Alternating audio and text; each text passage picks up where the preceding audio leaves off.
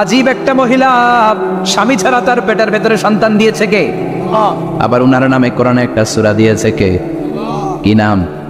সূরাতু মারইয়াম, calf হা ইয়া আইন সাদ, যিকরু রাহমাতি রাব্বিকা আবদাহু যাকারিয়া। আল্লাহু আকবার, কি সুন্দর সূরা, কি অন্তমিল, কি চমৎকার ঘটনার বর্ণনা। উনার নামেও সূরা, উনার ফ্যামিলির নামেও সূরা। উনার আব্বার নাম ইমরান, মায়ের নাম হান্না বিনতে ফাকুজ। উনাদের ফ্যামিলিটা আল্লাহর কাছে এত প্রিয়, আল্লাহর একটা সূরা দিলেন ইমরানের পরিবারের সূরা। গণ সুবহানাল্লাহ। কোরআনের 3 নাম্বার সূরা, সূরাতু আলে ইমরান। কি নাম? সূরাতু। আবার কোরআনে আল্লাহ ওনাকে বলেছেন সিদ্দিকা, মানে সত্যবাদী নারী। আবার আল্লাহ বলেছেন ওয়ালাইসা যাকারু কাল উনসা, এটা এমন মেয়ে, কোন পুরুষ এই মেয়ের মতো হতে পারে? ওনার মা হান্না বললেন, আল্লাহ আমার পেটে ছেলে না মেয়ে আমি জানি না। যখন মারিয়াম পেটে, আল্লাহ ছেলে হোক মেয়ে হোক বাইতুল মুকাদ্দাসের খাদেম হিসেবে তুমি কবুল করে নাও। আমার পেটে যা আছে তোমার জন্য মানত করে দিলাম। কিন্তু ভূমিষ্ঠ করার পরে দেখে মাইয়া, ভূমিষ্ঠ করার পরে দেখে কি? মেয়ে। ভাবছিল ছেলে, ছেলে হইলে খাদেম হবে, এখন মেয়ে।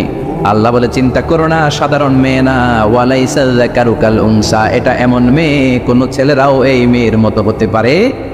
এই মেয়েকে দিয়ে দেওয়া হলো বাইতুল মাকদাস, one of the major 3 mosques in Islam, ইসলামের সর্বশ্রেষ্ঠ 3টা মসজিদের একটা। এই বাইতুল মুকাদ্দাসের খাদেমা ছিল উনি। মসজিদ ক্লিন করতো আর ইবাদত করতো, ইবাদতে মশগুল হয়ে থাকতো, পাগল পড়া হয়ে থাকতো, চক্ষু বন্ধ করে আল্লাহর কথা স্মরণ করতো। মর্যাদা আল্লাহ এত বাড়িয়ে দিলেন, আনসিজনাল যত জান্নাতি ফল সব সামনে এসে হাজির হয়ে যেত। ওনার খালু জাকারিয়া এসে বলতেন, আন্না লাকে হাদা, ও মারিয়াম এই ফল তো এই সিজনে ফিলিস্তিনে নাই, পাইলা কই? তিনি বলতেন হুয়া মিন ইনদিল্লাহ, রব্বুল আলামিন জান্নাত থেকে ফলের ব্যবস্থা করেছে। কোরআন সাক্ষী, আন্না লাকে হাদা, কোত্থেকে এই ফ্রুট পাইলা? আনসিজনাল, এটা তো এখানে নাই। উনি বললেন হুয়া মিন ইনদিল্লাহ, ইন্নাল্লাহা ইয়ারযুকু মান ইয়াশাউ বিগাইরি হিসাব, আল্লাহ এরকম যারে চায় বিগাইরি হিসাব রিজিক দিয়ে থাকে। সুবহানাল্লাহ বলেন। সব সময় আল্লাহর ইবাদত, সব সময় তাহাজ্জুদ, সব সময় জিকির করতেন লা ইলাহা ইল্লাল্লাহু মুহাম্মাদুর রাসূলুল্লাহ। ওনার পুরো জীবনের কোন মুহূর্ত আল্লাহর জিকির থেকে খালি যায় নাই, সব সময় ইবাদতে মশগুল, সব সময় কি? তার মানে মারিয়ামের জীবনে থেকে আমাদের শিক্ষা, আমার মায়েরা বোনেরা ইবাদতে মশগুল থাকতে হবে। কিন্তু দুর্ভাগ্যজনক হলেও সত্যি, আমার বোনেরা জি বাংলা নিয়ে মশগুল থাকে। ওনারা মশগুল থাকে ঠিকই, তবে ইবাদত নিয়ে না। কি নিয়ে? কথা কন। জি বাংলা কি এখনো দেশে চলে? স্টার জলসা এগুলো চলে, কিরণমালা এই সিরিয়ালগুলো চলে। নতুন সিরিয়াল আসছে, নাম কত কয়েকটা, ওয়াজ মাহফিলে বলা লাগবে আমাদের। কি নাম, কি চলে এখন জানো না তুমি? সর্বনাশ, পাগলের মতো মহিলাগুলো বসে থাকে, রাতে দেখতে না পারলে সকালে কাজা কাফার আদায় করে। আছে না নাই? কাজা আদায় করে ফেলে সকালে। খবরদার, জি বাংলা, স্টার জলসা, হিন্দি মুভি নিয়ে মশগুল থাকা যাবে না আমার বোনেরা। আপনিই পারেন আপনার ফ্যামিলিটারে জান্নাতি ফ্যামিলি বানাতে, আপনিই পারেন পরিবারটারে শান্তিময় করতে। নারী ভালো তো পরিবার ভালো। এজন্য মারিয়াম আলাইহিস সালামের জীবনী থেকে আমার বোনদের জন্য শিক্ষা, ঘরের সব কাজ শেষে অবসর যেই সময়টা পাবো ইবাদতে মশগুল হয়ে যাব, ঠিক কিনা? ইবাদতে মশগুল থাকার দরকার আছে না নাই? তাহলে মারিয়ামের মতো আপনাদের মর্যাদাও বাড়িয়ে দিবে কে? বিয়ে করছেন কারা কারা দেখে হাত তোলেন। বিবাহিতদেরকে সোজানগরে কি বলেন আপনার আঞ্চলিক ভাষায়? বিবাহিত, বিয়াপি। আর অবিবাহিত আপিয়াতি। বিয়াতিরা হাত তুলেন, বিয়াতিরা। আবিয়াতি বেশি আজকে, বিয়াতি কম। হাত নামান। স্ত্রীর কোলে মাথা রেখে কোরআন তেলাওয়াত করবেন, পারবেন না? কষ্ট হবে? স্ত্রীর কোলে মাথা রেখে কোরআন তেলাওয়াত করবেন, এটা সুন্নাত। আল্লাহ রাসূল সাল্লাল্লাহু আলাইহি সাল্লাম আম্মা জান আয়েশা রাদিয়াল্লাহু তাআলা আনহার কোলে মাথা রেখে কোরআন তেলাওয়াত করতেন। আম্মা জান আয়েশা রাদিয়াল্লাহু তাআলা আনহা বলেন, কানা রাসূলুল্লাহ সাল্লাল্লাহু আলাইহি ওয়াসাল্লাম ইয়াকরাউল কুরআন ওয়া রাসুহু ফি হাজরি ওয়া আনা হায়েদ। আমার মাসিক চলা অবস্থায়, মেনস্ট্রুয়েশনাল পিরিয়ড চলা অবস্থায় আমার কোলে মাথা রেখে বিশ্বনবী কোরআন তেলাওয়াত করেছেন, আর আমি শুনেছি। চিল্লায় পড়েন সুবহানাল্লাহ। ঘরে শান্তি নাই, কারণ কোরআন তেলাওয়াত নাই তো। কোরআনের তেলাওয়াতও নাই, শান্তিও নাই। আল্লাহর হাবিব সাল্লাল্লাহু আলাইহি ওয়াসাল্লাম বলেছেন, সহিহ মুসলিমের হাদিস, লা তাজআলু বুয়ুতাকুম মাকাবিরা, তোমরা তোমাদের ঘরটারে গোরস্থান বানিয়ে রেখো না। ফাইন্না শাইতানা ইয়ানফিরু মিনাল বাইতিল্লাযী তুকরাউ ফীহি সূরাতুল বাকারা, কারণ শয়তান ওই ঘর থেকে দৌড়ে পালায় যেই ঘরে সূরাতুল বাকারা তেলাওয়াত করা হয়। সুবহানাল্লাহ পড়ে। এজন্য ঘর উদ্বোধনের সময় কোন সূরা পড়তে হয়? সূরা বাকারা। চিল্লায় পড়েন কোন সূরা? আওয়াজ করে পড়েন কোন সূরা? নতুন ঘর করছেন, নতুন দোকান করছেন, নতুন ফ্ল্যাট কিনেছেন, কোন সূরা পড়বেন? সূরাতুল বাকারা। শয়তান ওই ঘরে থাকে না। সেই মুসলিমের আরেকটা হাদিসে আল্লাহ রাসূল সাল্লাল্লাহু আলাইহি ওয়াসাল্লাম বলেছেন, ইকরাউ সূরাতাল বাকারা, তোমরা সূরা বাকারা তেলাওয়াত করো। ফা ইন্না আখযাহা বারাকা, যে সূরা বাকারা পড়ে আল্লাহ তাআলা এই ঘরটায় বরকত দেয়। ওয়া তারকাহা হাসারা, আর যে সূরা বাকারা পড়ে না সে খালি আফসোস করে। ওয়ালা ইস্তাতিউ বাল বাতালা, কোন জিন, কোন পেতনি, কোন ব্ল্যাক ম্যাজিক, কোন জাদু টুনা বান ওই ঘরের কোন সদস্যকে কোনো ক্ষতি করতে পারে না। আবার সূরা বাকারায় একটা আয়াত আছে, কোরআনের সর্বশ্রেষ্ঠ আয়াত। বলেন তো আয়াতটার নাম কি? আওয়াজ করে বলেন কোন আয়াত? আল্লাহর হাবিব সাল্লাল্লাহু আলাইহি ওয়াসাল্লাম বললেন, মান ক্বারা আয়াতাল কুরসি দুহুরা কুল্লি সালাতিন মাকতুবা, প্রত্যেক ফরজ সালাতের পরে যে ব্যক্তি আয়াতুল কুরসি পড়বে তার জান্নাতে যাওয়ার ব্যাপারে আর কোনো বাধা থাকবে না। একটা মাত্র বাধা ছাড়া, সেটা হচ্ছে মরণ। লোকটা মরে না তাই জান্নাতে যায় না, মরলেই জান্নাতি। আওয়াজ করে পড়েন আল্লাহু আকবার। তাহলে সংসারে শান্তি আনার 5 নাম্বার পদ্ধতি হচ্ছে ঘরে কোরআন তেলাওয়াত করতে হবে। তাহলে ঘরে সুখ শান্তি আর সমৃদ্ধি আনার 5 নাম্বার ফর্মুলা হচ্ছে ঘরে কোরআনের তেলাওয়াত লাগবে। এখন কোরআনের তেলাওয়াত নাই, কোরআন আমরা শিখাতে চাই না, আছে না নাই? আমরা এখন ধর্মপ্রাণ হয়েছি কোরআন ছাড়া। কি ছাড়া? ধর্মপ্রাণ, ধর্মপ্রাণ, আমরা বড়ই ধর্মপ্রাণ, নামাজ রোজার কিছু নাই বলেও ধরি না কোরআন। ধর্মপ্রাণ, রোজ সকালে শুনতাম আগে আল কোরআনের বাণী রে, আল কোরআনের বাণী, এখন শুনি সারে গামার দীপ্ত ফ্যান ফেনানি।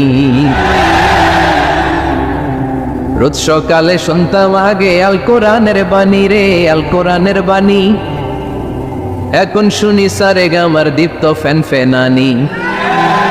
ধর্মপ্রাণ মুসলমান আজকাল হয়েছে মডার্ন। ধর্মপ্রাণ, ধর্মপ্রাণ, আমরা বড়ই ধর্মপ্রাণ, নামাজ রোজার কিছু নাই বলেও ধরি না কোরআন। ধর্মপ্রাণ, ঠিক না? প্রতিদিন কোরআন শিখায় যে তার পকেট যায় ফাঁকা রে, তার পকেট যায় ফাঁকা। সপ্তাহে 2 দিন গান শিখায় যে নেয় তো 1000 টাকা। ধর্মপ্রাণ মুসলমান আজকাল হয়েছে মডার্ন। ধর্মপ্রাণ, ধর্মপ্রাণ, আমরা বড়ই ধর্মপ্রাণ, নামাজ রোজার কিছু নাই বলেও ধরি না কোরআন। ধর্মপ্রাণ, এরকম ধর্মপ্রাণ আমরা কেউ হতে চাই? প্রতিদিন ফজরের পরে আমার ঘর থেকে কোরআন তেলাওয়াত হোক, আমরা চাই কি চাই না?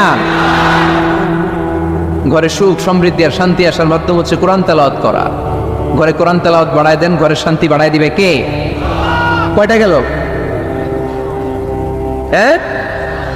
5টা না? শুনতেছে তোমার সব? 6 নম্বর হচ্ছে মাঝে মাঝে বেড়াতে যাবেন, ভাবিরে নিয়ে বেড়াতে যাবেন। পারা যাবে? জি হয়।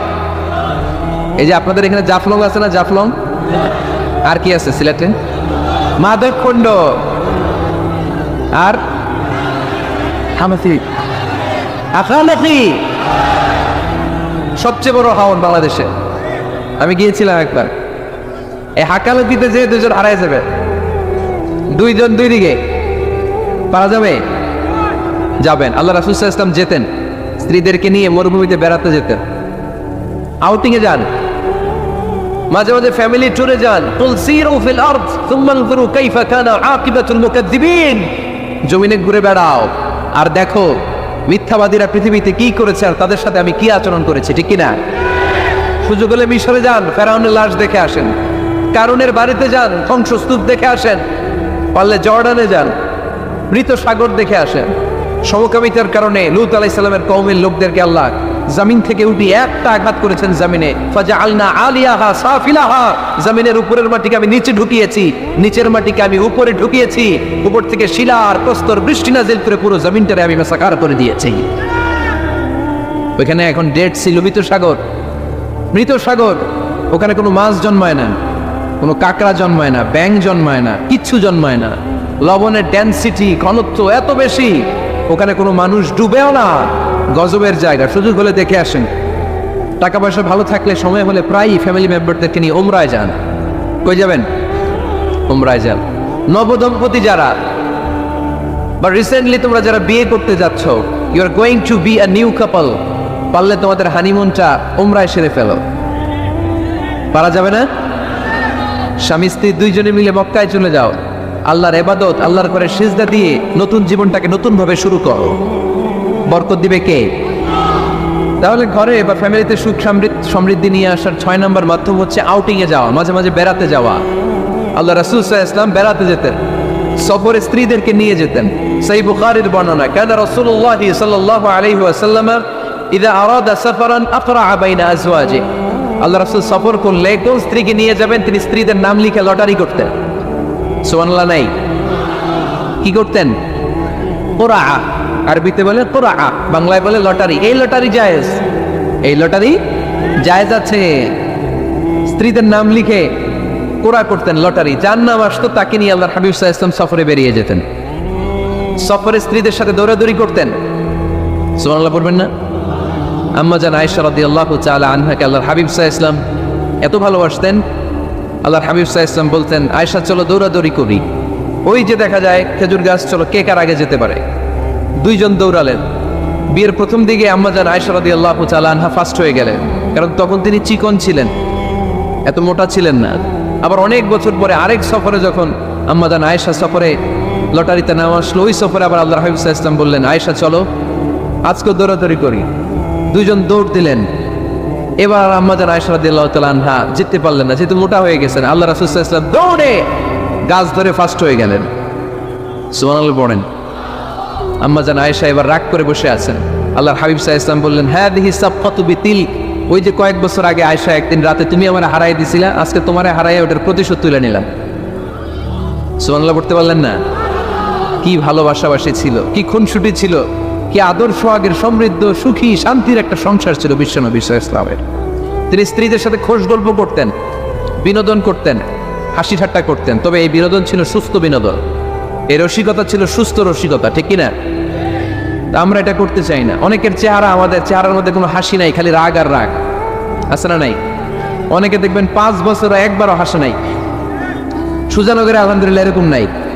সুজানগরের এই যে সবাই হাসতেছে, সবার মুখে হাসি। হাসবেন, মুচকি হাসবেন, মুচকি হাসি দেওয়া সুন্নাত। আর মুচকি হাসতে পয়সা লাগে না। পয়সা লাগে তো হাসেন না কেন? মুচকি হাসেন, হাসি দেওয়া সুন্নাত। তো তাহলে 6 নম্বর যে পদ্ধতি আমরা পেলাম ঘরে সুখ শান্তি আনার, মাঝে মাঝে ফ্যামিলি মেম্বারদেরকে নিয়ে আমরা হাকালুকি হাওড়ে হারিয়ে যাব, আমরা মাধবকুণ্ড বেড়াতে যাব, আমরা জাফলংয়ে যাব, পারলে আমরা কক্সবাজার সমুদ্র সৈকতে যাব, যেমনটি আল্লাহ হাবিব সাল্লাল্লাহু আলাইহি ওয়াসাল্লাম স্ত্রীদেরকে নিয়ে বেড়াতে যেতেন। ইনশাআল্লাহ পড়েন। পারবেন তো? যাবেন তো সবাই? আচ্ছা, 7 নম্বর পদ্ধতি সংসারে সুখ শান্তি ফিরে আনার, ফ্যামিলির গুরুত্বপূর্ণ বিষয়ে সিদ্ধান্ত নিতে পরামর্শ করবেন। Family meeting. কি করবেন? কি মিটিং? ফ্যামিলি মিটিং করবেন, পরামর্শ। এক্ষেত্রে স্ত্রী, সন্তান, ভাই, বোন, আব্বা আম্মা সবার পরামর্শ নেবেন। অনেকে আছে কারো কথা শোনে না, মনে যা চায় তাই করে, আছে না নাই? পরে আফসোস করে, পরে হাই হাই করে। কারণ যারা পরামর্শ করে এরা কোনোদিন হাই হাই করা লাগে না। চিল্লায় বলেন ঠিক কিনা? এজন্য আল্লাহ বললেন, ওয়াশাবিরহুম ফিল আমরি ফাইদা আযামতা ফাতাওয়াক্কাল আলাল্লাহ। গুরুত্বপূর্ণ বিষয়ে সিদ্ধান্ত নেবার আগে তোমরা পরামর্শ করে নাও। যখন তোমরা পরামর্শ করে সঠিক সিদ্ধান্তে উপনীত হয়ে যাবে, তখন তাওয়াক্কুল করবা একজনের উপর, তিনি কে? সিদ্ধান্ত যখন নিয়ে ফেলবেন আল্লাহর উপর তাওয়াক্কুল করবেন। এজন্য পরামর্শের কোনো বিকল্প নাই। পরামর্শ নেবেন, স্ত্রীদেরও পরামর্শ নেবেন। অনেকে বলে, আরে মেয়ে মানুষ কি পরামর্শ নেই, আমি তো সব জানি। এরকম আসরা নাই না। অনেক সময় নারীদের পরামর্শ কাজে লাগে। আমাদের বোনদের মাথায় ভালো ভালো বুদ্ধি আছে না নাই? বুদ্ধি আছে। আপনারা হুদায়বিয়ার সন্ধির নাম শুনেছেন? কত হিজরিতে? 6ষ্ঠ হিজরিতে 1400 সাহাবা আল্লাহ রাসূল সাল্লাল্লাহু আলাইহি ওয়াসাল্লামকে নিয়ে উমরা করার জন্য গেল, কিন্তু কাফেররা মক্কায় ঢুকতে দিবে না। তখন একটা সন্ধি হলো যে এই বছর আমরা ফিরে যাব। আল্লাহর হাবিব সাল্লাল্লাহু আলাইহি ওয়াসাল্লাম ওই সন্ধিতে রাজি হলেন। আংটির মধ্যে মোহাম্মদ রাসূলুল্লাহ সিল মারলেন, রাজি, কিন্তু সাহাবারা রাজি না। সাহাবারা বললেন, ইয়া রাসূলুল্লাহ, এত কষ্ট করে 1400 সাহাবা উমরা করার জন্য এসেছি, উমরা না করেই আমরা ফিরে যাবো, আমরা যাব না। আল্লাহ হাবিব সাল্লাল্লাহু আলাইহি ওয়াসাল্লাম এদেরকে আদেশ করলেন, কুমু ওয়ানহারু, যেহেতু সন্ধি হয়েছে আমি সন্ধি ভঙ্গ করতে পারবো না, সন্ধির নিয়ম অনুযায়ী এবছর আমরা ফিরে যাব, আমরা উমরা করব না। আর যেহেতু আমরা পশু নিয়ে এসেছি, সবাই পশু জবাই করো, মাথার চুল হালাক করে হালাল হয়ে যাও। কিন্তু কেউ কথা শোনে না, কেউ কথা শোনে না। 1400 সাহাবা বসে আছেন। আল্লাহ রাসূল সাল্লাল্লাহু আলাইহি ওয়াসাল্লাম ধমক দিয়ে আদেশ করলেন, কুমু ওয়ানহারু, দাঁড়াও, পশুগুলোকে জবাই করো, মাথার চুল ফেলে দিয়ে হালাল হয়ে যাও। কেউ কথা শোনে না। আবার বললেন, কুমু ওয়ানহারু, 1400 সাহাবা, কেউ শুনে না। আল্লাহর হাবিব সাল্লাল্লাহু আলাইহি ওয়াসাল্লাম এত বিব্রতকর পরিস্থিতিতে কখনো পড়েন নাই, কোনোদিন না। মনটা খারাপ করে আল্লাহ রাসূল সাল্লাল্লাহু আলাইহি ওয়াসাল্লাম তাঁবুর ভিতরে ঢুকে গেলেন। ওই সফরে লটারিতে নাম এসেছিল উম্মে সালামা রাদিয়াল্লাহু তাআলা আনহা। সুবহানাল্লাহ পড়বেন না?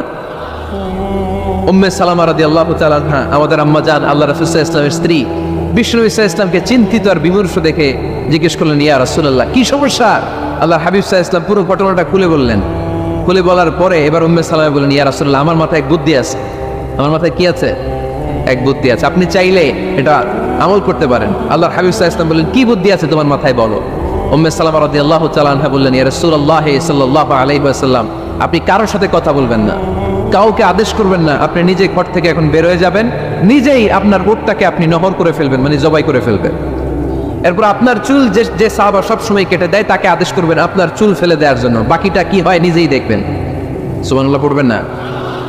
উম্মে সালামা রাদিয়াল্লাহু তাআলা আনহার পরামর্শ অনুযায়ী আল্লাহর হাবিব সাল্লাল্লাহু আলাইহি ওয়াসাল্লাম তাঁবু থেকে বের হলেন, নিজ হাতে ছুরি দিয়ে উটকে নহর করলেন। উট জবাই করা যায় না। কুরবানির সময় ঈদুল আযহায় 10-12 জন মিলে গরুকে রশি দিয়ে বেঁধে মাটিতে শুইয়ে গলার মধ্যে আমরা যেভাবে জবাই করি, উটকে ওইভাবে জবাই করা যায় নাকি? আরব বিশ্বে আমাদের ভাইরা ছিল, তারা জানে উট জবাই হয় না, উটকে করতে হয় নহর। আল্লাহর হাবিব সাল্লাল্লাহু আলাইহি ওয়াসাল্লাম নিজে ছুরি নিয়ে ওটার গলার মধ্যে এরকম খোঁচা মারলেন, ফিটকি দিয়ে ঝমঝম করে রক্ত বেরোতে শুরু করলো, নহর হয়ে গেল। সাহাবারা দৃশ্য দেখে অবাক।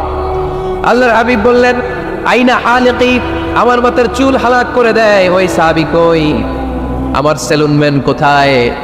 আমার বারবার কোথায়? আল্লাহর হাবিবের কথা শুনে বিশ্বনবীর ওই সাহাবী এসে দাঁড়িয়ে গেল। আল্লাহর হাবিব বলল, আমার মাথার চুল তুমি ফেলে দাও। ওই সাহাবী বিশ্বনবীর মাথার চুল ফেলে দিল। এই দৃশ্য দেখে 1400 সাহাবী ধৈর্য ধারণ করতে পারলো না, দাঁড়িয়ে থাকতে পারলো না।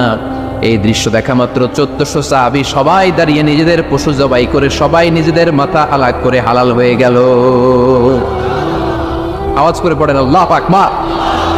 The problem solved. কার পরামর্শে? কার পরামর্শে? স্ত্রীর পরামর্শে। আল্লাহর হাবিব সাল্লাল্লাহু আলাইহি ওয়াসাল্লাম কারোর সাথে কথা না বলে বের হয়ে নহর করলেন, নিজের মাথার চুল ফেলে দিলেন। এই দৃশ্য যখন সাহাবারা দেখতো যে নবী এটা করেছে, আর বসে থাকা যায় না। 3 বার আদেশ করার পরে আমরা অনেক আবেগ দেখিয়েছি, আর আবেগ নয়, আমার নবী যাই করেছে আমরা তাই করব। 1400 সাহাবা পশু জবাই করা শুরু করে দিল, মাথার চুল ফেলে দিয়ে হালাল হয়ে গেল। আওয়াজ করে পড়েন সুবহানাল্লাহ। তার মানে মাঝে মাঝে নারীদের পরামর্শেরও দরকার আছে না নাই?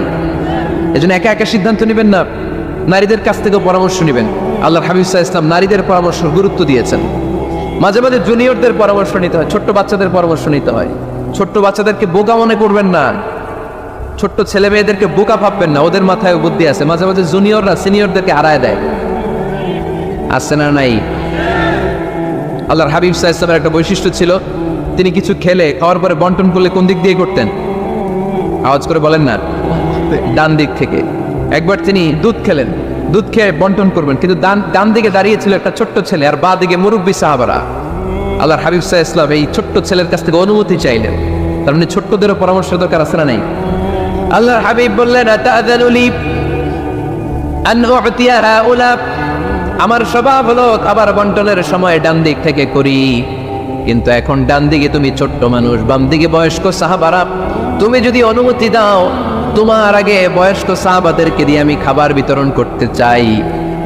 ছোট্ট ছেলেটা বলল, ইয়া রাসূলুল্লাহ লা উসিরু বিনাসিবি মিনকা হাদান, আপনার এই বরকতের জিনিস আমি অন্য কাউরে দিতে চাই না, আমার ভাগেরটা আমি আগে খাইতে চাই, যেহেতু হিসাবে আমি পাই আমার আগে দেন, আমি দিব না। সুবহানাল্লাহ পড়েন। সে যেহেতু রাজি হয় নাই, আল্লাহ রাসূল সাল্লাল্লাহু আলাইহি ওয়াসাল্লাম দিতেও পারে নাই। আল্লাহর হাবিব সাল্লাল্লাহু আলাইহি ওয়াসাল্লাম দুধের পেয়ালাটা মুরব্বীদের হাতে নেড়া দিয়ে ছোট্ট বাচ্চার হাতে তুলে দিয়েছে। চিল্লায় পড়েন আল্লাহু আকবার। তাহলে ছোট্ট বাচ্চাদের পরামর্শের দলিল আছে না নাই? আল্লাহ রাসূল সাল্লাল্লাহু আলাইহি ওয়াসাল্লাম একবার ওয়াজ করতেছেন, সহিহ বুখারীর বর্ণনা। আল্লাহর হাবিব সাল্লাল্লাহু আলাইহি ওয়াসাল্লাম বললেন, ইন্না মিনাশ শাজারি শাজারা, এক ধরনের গাছ আছে, লা ইয়াসকুতু ওয়ারাকুহা, যেই গাছের পাতা কোনোদিন ঝরে না, পাতা পড়ে না, একটা গাছ আছে। মাসালুহা কামাসালিল মুসলিম, এই পাতার দৃষ্টান্ত মুসলিমের দৃষ্টান্ত একই। হাদিসুনি মা হিয়া, দেখি তো কোন সাহাবী বলতে পারে এটা কোন গাছ? আল্লাহর হাবিব বললেন, এমন একটা গাছ আছে যেই গাছের কোনো পাতা ঝরে না। এই পাতার দৃষ্টান্ত, গাছের দৃষ্টান্ত, মুমিনের দৃষ্টান্ত একরকম। ফাহাদিসুনি মা হিয়া, কে আছো বলতে পারো এটা কোন গাছ? কেউ পারে না। সাহাবারা মনে করছে এটা মরুভূমির কোন একটা গাছ হবে। কেউ বাড়ির পাশে যে খেজুর গাছ আছে এটা খেয়াল করে নেই, সবাই চলে গেছে অন্য গাছের দিকে। ক্যাকটাস, গুলমলতা, মরুভূমির রেয়ার যে গাছগুলো আছে, দুর্লভ দুষ্প্রাপ্য গাছগুলো, তারা এক একজন একটার করে নাম বলতে আরম্ভ করলো। আল্লাহ রাসূল সাল্লাল্লাহু আলাইহি ওয়াসাল্লাম বললেন হয় নাই, একজন বলে একটা, আল্লাহর হাবিব বললেন হয় নাই। সবশেষে কেউ যখন পারে না, আল্লাহ রাসূল সাল্লাল্লাহু আলাইহি ওয়াসাল্লাম বললেন, ইন্নাহা আন-নাখলা, এটা খেজুর গাছ। এটা কি গাছ? সবাই বলেন কি গাছ? খেজুর গাছ। কেউ পারে নাই। ওয়াজ শেষ, নসিহত শেষ, সবাই বাড়ি ফিরে যাচ্ছে। সাইয়েদনা ওমর ফারুক রাদিয়াল্লাহু তাআলা আনহু, উনি ওনার ছেলে আব্দুল্লাহ ইবনে ওমরকে নিয়ে যাচ্ছে। আব্দুল্লাহ ইবনে ওমর হঠাৎ করে বললেন, আব্বা, আল্লাহ রাসূল যখন জিজ্ঞেস করেছিল এটা কোন গাছ, আমি কিন্তু জানতাম এটা খেজুর গাছ, আমি কিন্তু জানতাম। ওমর ফারুক বললেন, বলো নাই কেন? আব্দুল্লাহ ইবনে ওমর বলেন, আব্বা, আপনি পারেন না, আমার চাচা আবু বকর পারে না, মুরব্বী সাহাবারা কেউ পারে না, আমি মাঝখান দিয়ে কেমনে বেয়াদবি করি? সুবহানাল্লাহ পড়বেন না?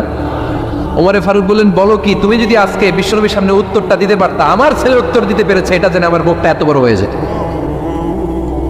ও আব্দুল্লাহ, কেন তুমি বললে না? আজকে কেউ প্রশ্নের উত্তর করতে পারে নাই, তুমি যদি বিশ্বনবীর সামনে দাঁড়িয়ে প্রশ্নের উত্তর করতে পারতা, আমার বুকটা এত বড় হয়ে যেত, কেন বললা না? তুমি বললে আমি বড্ড খুশি হয়ে যেতাম। সুবহানাল্লাহ পড়েন। তার মানে মাঝে মাঝে জুনিয়ররা সিনিয়রদেরকেও হার মানায় দেয়, এরকম আছে না নাই? এজন্য পরামর্শ করবেন, অবশ্যই পরামর্শ করবেন। সাইয়েদনা ওমর ফারুক যখন খলিফা, তিনি মুরব্বীদের মিটিংয়ে একটা ছোট্ট বাচ্চাকে রাখতো, অল্প বয়স্ক এক সাহাবী, ওই সাহাবীর নাম আব্দুল্লাহ ইবনে আব্বাস রাদিয়াল্লাহু তাআলা। মুরব্বীরা মনে কষ্ট পেলেন, কিরে এই ছেলের সমান নাতি আছে আমার, পরে আমার নাতি আছে, এই ছেলের সমান এই ছেলেকে কেন রাখে? ওমর ফারুক বললেন, একদিন দেখাই দিব আপনাদেরকে কেন রাখি। ওমর ফারুক একদিন সবাইকে বললেন, ইদা জাআ নাসরুল্লাহি ওয়াল ফাতহ ওয়া রাআইতান নাস ইয়াদখুলুনা ফি দীনিল্লাহি আফওয়াজা, এটা কোন প্রেক্ষাপটে নাজিল হয়েছে আপনারা কে জানেন বলেন তো?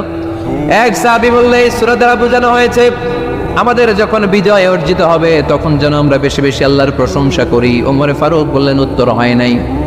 আরেক বয়স্ক সাহাবী বললেন, আমাদেরকে রব্বুল আলামিন বড় বড় শহর বিজয়ের ব্যাপারে আদেশ দিয়েছে, এই সূরা দ্বারা আমি এটা বুঝেছি। ওমর ফারুক বললেন, হয় নাই। কেউ যখন উত্তর করতে পারে না, ওমর ফারুক বললেন, ও আব্দুল্লাহ ইবনে আব্বাস, তুমি এই সূরার ব্যাপারে কি জানো? আব্দুল্লাহ ইবনে আব্বাস বলেন, হুয়া আজালু রাসূলিল্লাহ, এই সূরা দ্বারা বিশ্ব নবীর আগাম মৃত্যুকে বোঝানো হয়েছে। ইদা জাআ নাসরুল্লাহি ওয়াল ফাতহ, নবী হে যখন বিজয় আসবে, আল্লাহর পক্ষ থেকে সাহায্য আসবে, ওয়া রাআইতান নাস ইয়াদখুলুনা ফি দীনিল্লাহি আফওয়াজা, আপনি দেখবেন দলে দলে বানের পানির মতো লোকজন কালিমার ছাতার নিচে প্রবেশ করতেছে। তো সবাই যখন কালিমা পড়ে মুসলমান হয়ে যাবে, সবাইকে মুসলমান বানানোই ছিল বিশ্বনবীর মিশন। মিশন যখন কমপ্লিট, নবী থাকার পৃথিবীতে আর দরকার নাই। এই সূরা দ্বারা আল্লাহ বুঝিয়েছেন বিশ্বনবী পৃথিবীতে আর বেশি দিন বেঁচে নাই। চিল্লায় বলেন ঠিক কিনা?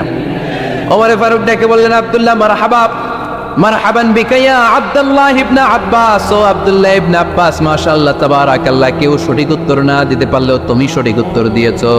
তুমি এই সূরার ব্যাপারে যতটুকু জানো আমিও জানি ততটুকু, পড়েন সুবহানাল্লাহ। তুমি সঠিক উত্তর দিয়েছো। এই হাদিসগুলো প্রমাণ করে মাঝে মাঝে জুনিয়ররা সিনিয়রদেরকেও হারিয়ে দেয়। চিল্লায় বলেন ঠিক কিনা? এজন্য মাঝে মাঝে বাচ্চা ছেলেদেরও পরামর্শের দরকার আছে না নাই? ঘরে সুখ নাই, শান্তি নাই, কারণ পরামর্শ করেন না তো। আব্বা আম্মার পরামর্শ নেন, স্ত্রীদের পরামর্শ নেন, ছেলে মেয়েদের পরামর্শ নেন। গুরুত্বপূর্ণ সিদ্ধান্ত নেওয়ার আগে পরামর্শ করে সিদ্ধান্তগুলো নেওয়ার দরকার আছে না নাই? পরামর্শ করে ফ্যামিলি মিটিংয়ে যদি আমরা সিদ্ধান্ত নেই, ওই সিদ্ধান্তে বরকত দিবে কে? আওয়াজ করে বলেন, ওই ঘরটারে বরকতময় করে কে? কয়টা গেল? 7টা। 8 নাম্বার হচ্ছে প্রত্যেকটা ঘরে এক একটা পারিবারিক পাঠাগার গড়া চাই, ফ্যামিলি লাইব্রেরি। কার কার ঘরে পারিবারিক পাঠাগার আছে দেখি সুজানগরে? মাশাআল্লাহ, মাশাআল্লাহ পড়েন, আওয়াজ করে পড়েন মারহাবা। যাদের ঘরে নাই তাদের ঘরে একটা পাঠাগারের দরকার আছে না নাই? একটা শোকেস বানাবেন, ওখানে ইসলামী বইগুলো রাখবেন, ইসলামী সাহিত্যগুলো রাখবেন, তাফসিরগুলো রাখবেন, হাদিসের বইগুলো রাখবেন। একটা পারিবারিক পাঠাগারের দরকার আছে না নাই? কোরআনের প্রথম আয়াত হয়েছে পড়ো। কোরআনের প্রথম আয়াত কি? আল কোরআনের প্রথম বাণী পড়ো, আল হাদিসে নবীর কথা পড়ো। আল কোরআনের প্রথম বাণী পড়ো, আল হাদিসে নবীর কথা পড়ো। পড়ে পড়ে শেখো, শিখে শিখে তুমি তোমার নিজের জীবন গড়ো। পড়েন আমিন। কোরআনের প্রথম কথা কি? ইকরা, পড়ো। কোরআনের প্রথম কথা কি? ইকরা বিসমি রাব্বিকাল্লাযী খলাক, খলাকাল ইনসানা মিন আলাক।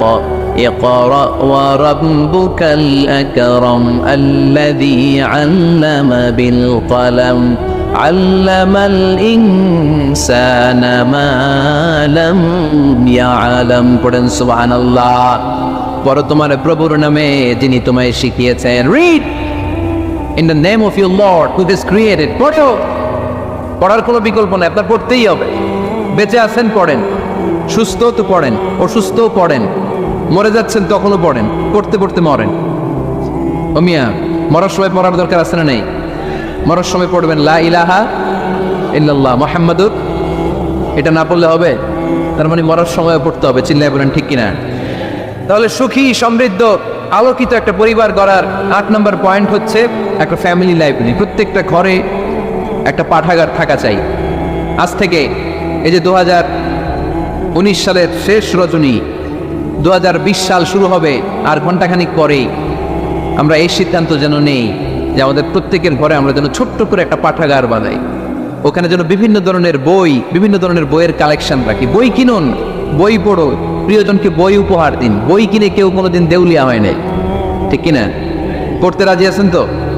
এই যে কোরআনের বঙ্গানুবাদ পাওয়া যায় না এখন, কথা বলেন। স্মার্টফোন আছে কার কার দেখি? হ্যাঁ, কারা কারা স্মার্ট দেখি? হাজার হাজার স্মার্ট, মাশাআল্লাহ। এই স্মার্টফোনের ভেতরে আল কোরআন নামে বাংলায় কোরআনের একটা অ্যাপস পাওয়া যায়, কথা বলেন। পাওয়া যায় কি যায় না? আজকে থেকে এই অ্যাপসটা ডাউনলোড করে প্রতিদিন 1 আয়াত 2 আয়াত 3 আয়াত করে পড়া শুরু করে দেন। বাঁচতে হলে পড়তে হবে, বাঁচতে হলে জানতে হবে, ঠিক কিনা? এই স্লোগান আমাদেরকে শিখায়। এই স্লোগান তো আল্লাহ, এই স্লোগান দিয়েই তো আল্লাহ কোরআন শুরু করছে। ইকরা বিসমি রাব্বিকাল্লাযী খালাক। বাঁচতে হলে জানতে হবে, বাঁচতে হলে পড়তে হবে, পড়ার কোনো বিকল্প নাই। আওয়াজ করে বলেন ঠিক কিনা? সুজানগরের রায়েরা, মোবাইলের অ্যাপসের ভেতরে আমরা কোরআন রাখতে রাজি আছি তো সবাই? হাদিসের অ্যাপস ডাউনলোড করতে রাজি আছি তো? বাস রাজি আছি, ডাউনলোড করে রাইখা দেবো, আর কেউ পড়বো না নাকি? হ্যাঁ, প্রতিদিন একটা আয়াত হলেও যেন আমরা পড়ি। আল্লাহ যা বলা দরকার সব বলে দিয়ে গেছে, নতুন করে আর কিছু বলবে না। আমরা যেন পড়াশোনা করি, আমরা যেন একটা পাঠাগার বানাই। আবারও কখনো আসার সুযোগ হলে আমি জিজ্ঞেস করবো, যদি আমার মনে থাকে যে আপনাদের পাঠাগার আছে কার কার করে, সেদিন সবার হাত তুলতে হবে। এমনি পারা যাবে তো? আল্লাহ তুমি তৌফিক দাও। কয়টা গেল? 8টা। ঘরের সুখ শান্তি ফিরে আনার 9 নম্বর খুব জরুরি একটা পয়েন্ট, সেটা হচ্ছে ফ্যামিলি মেম্বারসদের মধ্যে মিউচুয়াল রেসপেক্ট লাগবে, পারস্পরিক শ্রদ্ধাবোধ। কেউ কারো দোষ খোঁজা যাবে না, কিন্তু আমরা দোষ খোঁজায় ব্যস্ত, ঠিক কিনা? ইগো ইগো ইগো আমাদেরকে শেষ করে দিল। ইগো প্রবলেম আছে না নাই? বৌমার শাশুড়ির দোষ খুঁজে, শাশুড়ি দোষ খুঁজে বৌমার। এগুলো আমাদের এলাকায়, সুজানগরে নাই। হ্যাঁ, আছে আছে আছে। ফ্যামিলিটা জাহান্নামের টুকরা হয়ে গেছে। বউ শাশুড়ি দেখতে পারে না, শাশুড়ি বউ দেখতে পারে না, আছে না নাই? এর কারণটা কি শুনি বলেন? 3টা উত্তর নিব এখান থেকে। একজন বলেন যে বৌমা শাশুড়ির পিছনে লাগা থাকে, আর শাশুড়ি বৌমার পিছনে লাগা থাকে। বৌমা শাশুড়ির ছায়া দেখতে পারে না, শাশুড়ি বৌমার ছায়া দেখতে পারে না। কারণটা কি? একজন এদিকে আওয়াজ করে। আত্মসম্মানের কারণে। তার মানে ইগো, ইগো প্রবলেম। এদিকে একজন। ইসলামের জ্ঞান নাই, মাশাআল্লাহ। আর এদিকে স্টার জলসা পাওয়া গেছে। স্টার জলসায় যা দেখায় ওইটাই ঘরে চলে না। স্টার জলসা হচ্ছে কেমন করে শাশুড়ির সাথে বউয়ের গিরিঙ্গি লাগানো যায়, এটার প্রশিক্ষণ, ঠিক কিনা? ভয়ঙ্কর। তাহলে এগুলো দেখা বাদ দিতে হবে। এগুলো যতক্ষণ ঘরে থাকবে হবে না। হবে না, রিমোট কন্ট্রোল কেড়ে নিবেন, কেড়ে নিয়ে মাইল লাগিয়ে দিবে। একটা ক্ষুধার্ত বাঘ 1 মাস খায় নাই, তারপরে হরিণের মাংস পাইছে। ওই বাঘের বুঝ দিলেও বাঘের কাছ থেকে হরিণের মাংস টেনে নেওয়া যায়, কিন্তু আমাদের মা বোনদের হাত থেকে হিন্দি সিরিয়ালের জন্য টিভির রিমোট কন্ট্রোল কেড়ে নেওয়া যায় না। দিবে না রিমোট কন্ট্রোল। এই জন্য আপনাদের কথা অনুযায়ী এই জি বাংলা স্টার জলসা হিন্দি সিরিয়াল হচ্ছে বৌমা শাশুড়ির ইরিঙ্গি বা দ্বন্দ্বের প্রধানতম কারণ। তাহলে হিন্দি সিরিয়ালকে ঝাড়ু পেটা করে বের করে দিতে হবে। এগুলোর সাথে মুসলিম পরিবারের কোনো সম্পর্ক। আরো কিছু কারণ আছে, এগুলো আমি বের করছি, শুনবেন। বৌমা শাশুড়ির এই ঝগড়ার প্রধান কারণ হচ্ছে জেনারেশন গ্যাপ, ঠিক কিনা? শাশুড়ি এক জেনারেশনের আর বৌমা আরেক জেনারেশনের। শাশুড়ি ভাবে একরকম, বৌমা ভাবে আরেক রকম। শাশুড়ি চায় বউয়ের উপর খবরদারি করতে, বউ চায় শাশুড়ির উপর খবরদারি করতে। এই ডমিনেটিং এর কারণে কিলাকিলি আসে না নেই? এটা ঠিক না। আমার শাশুড়ি মায়েরা যারা আছেন, প্রথমে শাশুড়ি দিয়ে শুরু করি। আমার মাইকের আওয়াজ যে ঘরগুলাতে যায়, আমার শাশুড়ি মাদেরকে বলবো, বউদের উপর অত্যাচার করবেন না। ছেলেরে প্রশ্ন করে, তোর কাছে তোর বউ বড় না আমি বড়? আছে না নাই? এটা একটা প্রশ্ন হইল। তোর বউ বড় না আমি বড়? দুইজনেই বড়। তা এক ছেলে সুন্দর উত্তর দিচ্ছে, আমার কাছে ভালো লাগছে উত্তরটা শুনে। এক মা প্রশ্ন করছে, তোর এতদিন আমি লালন পালন করে বড় করলাম, জীবন যৌবন তোর জন্য শেষ করলাম, আজকে বউ পাইয়া বউ তোর আপন হয়ে গেল। এবার ছেলে উত্তর দিচ্ছে, মা আমার মুখ থেকে মা ডাক শোনার জন্য তুমি কি কষ্টটাই না করছো জীবনে। 10 মাস আমারে পেটে ধারণ করলো, খাইতে পারো নাই, বমি করছো, খালি ওষুধ খাইছো, তোমার পেট কেটে আমারে বের করা হয়েছে, 2 বছর আমারে দুধ খাওয়াইছো, পেশাব পায়খানা পরিষ্কার করেছো। বয়স যখন 3-4 তখন তোমার আমি মা ডাকছি। এই মা ডাকটা শোনার জন্য তুমি এত কষ্ট করছো। আর আরেকবারের মাইয়া এই ঘরে আইসে তোমার মা ডাকা শুরু করছে। যেই মেয়েটা তোমারে মা ডাকে সে আমার আপন হবে না কেন মা? ঠিক কিনা? এই মা ডাক শোনার জন্য তুমি এত কষ্ট করলা, আমার লালন পালন করলা, 10 মাস পেটে ধরলা, পেশাব পায়খানা পরিষ্কার করলা, এরপরে মা ডাক শুনতে পারছো। আর আরেকবারের মেয়ে জানা নাই চিনা নাই এসেই তোমার ডাকা শুরু করছে মা। তো যে আমার মারে মা ডাকে তার স্থান তো আমার কলিজায়, ঠিক কিনা? শাশুড়ি আম্মারা যারা আছেন, প্লিজ বৌমাদেরকে কষ্ট দিয়েন না। অনেক শাশুড়ি আছে পান থেকে চুন খসলে রেগে যায়, পদে পদে স্ত্রীর ভুল ধরে, বউয়ের ভুল ধরে, আছে না নাই? এটা করবেন না। সে তো নতুন, আপনার অনেক এক্সপিরিয়েন্স হতে তার সময় লাগবে। তাকে সময় দিন, তাকে ভালোবাসুন, ঠিক কিনা? না বুঝে সামান্যতে বৌমারে বদদোয়া দেয়, এরকম আছে না নাই? কিন্তু বুঝতে চায় না, বৌমারে যদি বদদোয়া দেয় তাহলে তার নিজ ছেলের পরিবারের ক্ষতি। পেটে ধরা যে ছেলে, ছেলের পরিবারের কিন্তু ক্ষতি, তার আপন নাতি নাতনিদেরই ক্ষতি। আওয়াজ করে বলেন ঠিক কিনা? বৌমাকে বদদোয়া দিয়েন না। বৌমাকে নিজের মেয়ের মতো দেখবেন। সমাধান আমি দিচ্ছি। কেমন দেখতে হবে? নিজের মেয়ের মতো। নিজের মেয়ে সকালে ঘুম থেকে ওঠে 11টা, ওইটা সমস্যা নাই। বৌমা কেন উঠলো না, ওইখানেই ঝামেলা, আছে না নাই?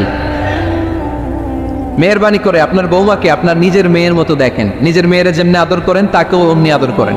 আপনার বৌমারে যদি আপনি কষ্ট দেন, মনে রাখবেন আপনার নিজের মেয়েটাও আরেকবারের বউ হয়ে কয়েকদিন পরে যাবে। আপনি যা যা করবেন আপনার মেয়েকেও তারা ওই রকম কষ্ট দিয়ে বাড়িতে ফিরিয়ে দিবে। চিল্লায় বলেন ঠিক কিনা?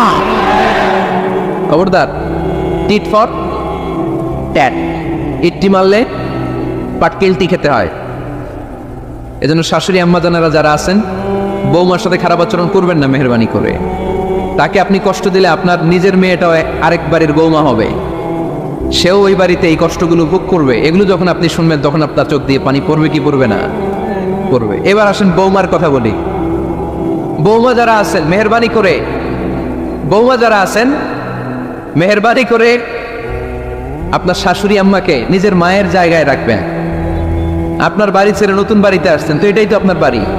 আপনার মা রেখে দিয়ে নতুন মা পাইছেন, এটাই তো আপনার মা। তো ওনাকে মায়ের জায়গায় বসাতে আপনার সমস্যাটা কোথায়? বৌমারা খেয়াল রাখবেন, আপনি আপনার শাশুড়ির সাথে যে আচরণটা করতেছেন, আপনার শেষ বয়সে আপনার ছেলের বিয়ে দেওয়ার পরে যেই বৌমাটা আসবে ওই আচরণই আপনাকে ফিরিয়ে দিবে। The nature has its own return. প্রকৃতির একটা মাইল আছে, এটা শেষ মাইল, এটা শেষ খেলা। প্রকৃতির খেলা বড় খেলা। আপনি আপনার শাশুড়ির সাথে যে আচরণ করবেন, আপনার শেষ বয়সে আপনি একদিন শাশুড়ি হবেন, এটা মাথায় রাখবেন। ওই আচরণই আপনি ফিরে পাবেন, আওয়াজ করে বলতে হবে, ঠিক কিনা? এজন্য 9 নম্বর পয়েন্টস হচ্ছে মিউচুয়াল রেসপেক্ট। সবাই যেন সবাইকে ভালোবাসি। দোষ ছাড়া মানুষ নাই, সবার দোষ আছে। আমরা যেন একে অন্যের দোষ না খুঁজি। বৌমারা, আপনাদের কেন যদি আমার